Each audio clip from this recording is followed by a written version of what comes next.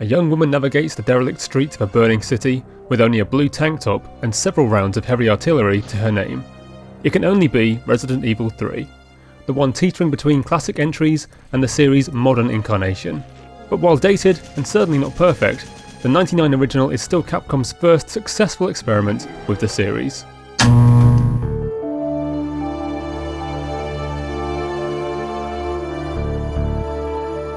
This is Graeme from PC Gamer, and I recently played through the original Resident Evil 3 Nemesis for the first time. I was only doing so expecting to fill a gap in my gaming knowledge, but I was pleasantly surprised by how much can still be said in favour of this weird offshoot so early in the series' history. To many people, Resident Evil's constant reinvention has become just another layer of white noise in video games, with its seemingly unwarranted but occasionally successful experimentations and eccentrically inconsistent storytelling. But it's also easy to forget that the sharp turns of horror and wonky implementation of absurd action set pieces have been core components of the series since it first began.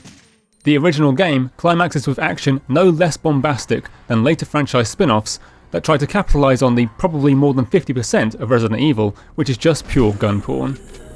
It's true, the developers of Resi have this urge to let Schwarzenegger-style antics take over the entire series, almost like some kind of infectious growth that can't be removed. But it's not solely an attempt to supersede the survival horror, as it so often appears. It's part of the DNA of the series. While Capcom have taken it too far, in a lot of places, the best of the mainline entries show how to do it right, and a sizable chunk of that is based on the blueprint created for Resident Evil 3.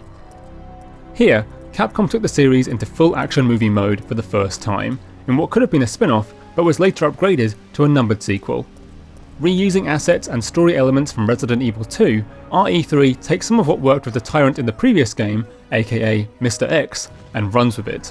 Where Mr. X pursued players for about an hour or so, you have to contend with Nemesis for the entire story, a killing machine hell-bent on skewering Jill Valentine by any tentacle necessary.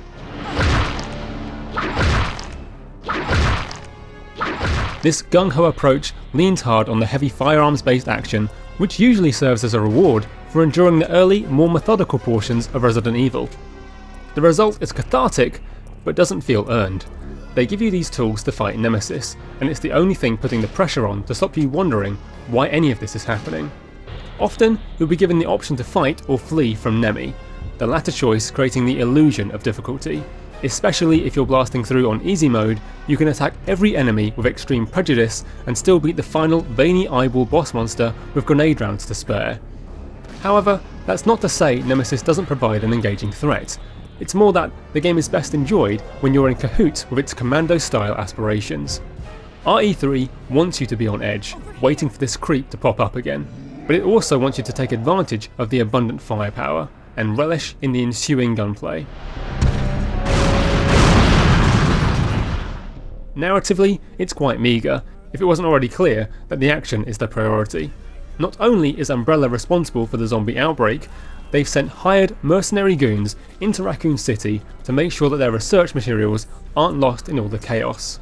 Towards the end, you discover some pretty grim data on how exactly the town's population has been exploited, but it's not so much a story as an embellishment of pre-existing ideas, the kind of thing you'd expect in a spin-off. At the time of this video, Resident Evil 3 Remake is about a year old, and you might naturally wonder why anyone other than the most die-hard fans would want to return to this PlayStation original, which received a renownedly poor PC port back in the year 2000. But the main reason this is still the better version is because it takes that teen horror action movie ambition to heart. It's self-aware and enjoys being cheesy, even if it's hard to believe that these lines were spoken by actual humans. Okay, we've got to get out of here. What? What do you think you're talking about? I just lost my daughter out there! How dare you tell me to go back outside? I'm sorry about your daughter, but there isn't gonna be any rescue. We have to get out of here! No! The remake, on the other hand, is more of a missed opportunity, sticking way too close to the asset-flipping, rushed production of the original, which is rough around the edges, no question, but it was clearly a pet project for its dev team, and made with a certain amount of gusto. Remaking RE3 was a golden opportunity to give the concept more time in the oven, and this reimagining ended up leaving a much weaker impression, removing features and moments like the narrative choices that gave the original some unique personality. Looking back, it ultimately squandered the goodwill earned by the Resident Evil 2 remake, which in the end has more in common with Nemesis. What the? So, if you're looking to scratch a zombie slaughtering itch, Resident Evil 3 Nemesis might offer the quick burst of cathartic action you need. While it's not the series' greatest moment, it's symbolic of its best aspects. Tense, unrelenting, and stupid.